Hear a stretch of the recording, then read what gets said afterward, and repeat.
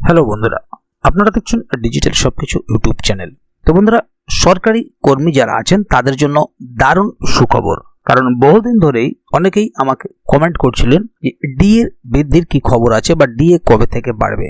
বর্তমানে দেখা যাচ্ছে বেশ অনেকদিন ধরেই সরকারি কর্মচারীদের ডিএ বৃদ্ধি পায়নি এবং বিগত সেই সপ্তম বেতন কমিশনের ভিত্তিতেই সরকারি কর্মচারীরা বর্তমানে ডিএ পাচ্ছেন।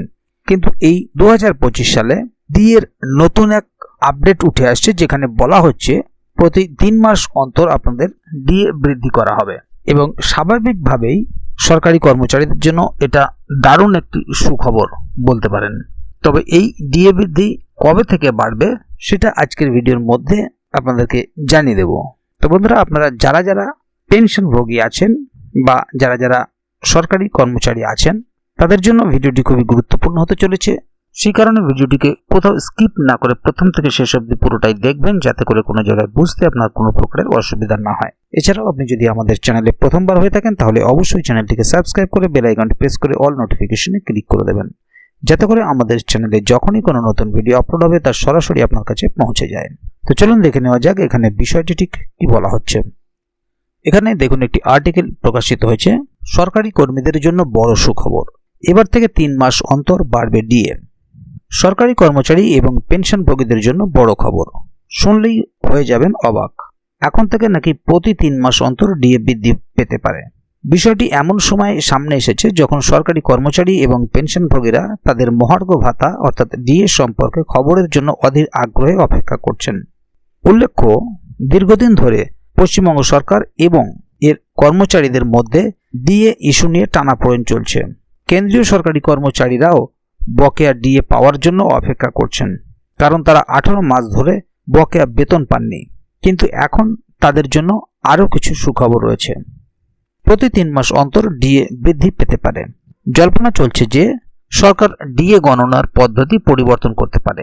বর্তমানে কেন্দ্রীয় সরকারি কর্মচারীরা সপ্তম বেতন কমিশনের ভিত্তিতে 53% হারে ডিএ পান, কিন্তু 2025 সাল থেকে সরকার বছরে একবারের পরিবর্তে প্রতি 3 মাস অন্তর ডিএ বৃদ্ধি শুরু করতে পারে। এই পরিবর্তনের ফলে সরকারি কর্মচারীরা উপকৃত হবেন বলে আশা করা হচ্ছে। কেন্দ্রীয় সরকারি কর্মচারীরা কি চাইছেন?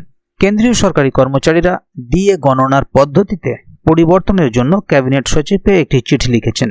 তারা পরামর্শ দিয়েছেন যে 12 মাসের গড় ব্যবহার না করে মাত্র 3 মাসের গড় ডিএ হারের উপর ভিত্তি করে করা উচিত।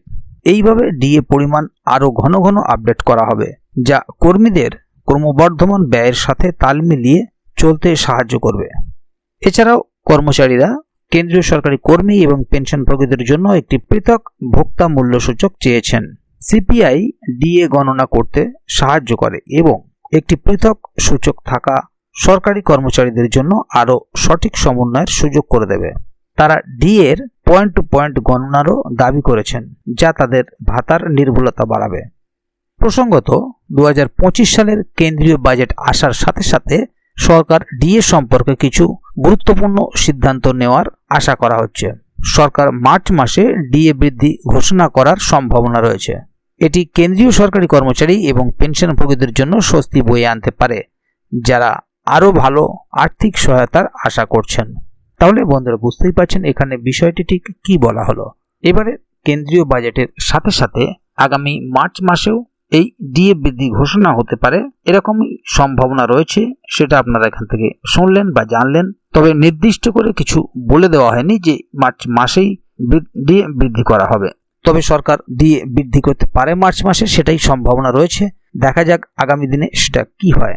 এছাড়াও এ বিষয়ে যদি আগামী দিনে আরও কোনো আপডেট আসে তাহলে অবশ্যই আপনাদেরকে এই চ্যানেলের মাধ্যমে জানিয়ে দেওয়া হবে। সেই কারণে চ্যানেলটিকে সাবস্ক্রাইব করে অবশ্যই চ্যানেলের সঙ্গে থাকবেন, যাতে করে এই বিষয়ে আগামী দিনে আরও কোনো আপডেট আসলে তা সরাসরি আপনাদের কাছে পৌঁছে যায়।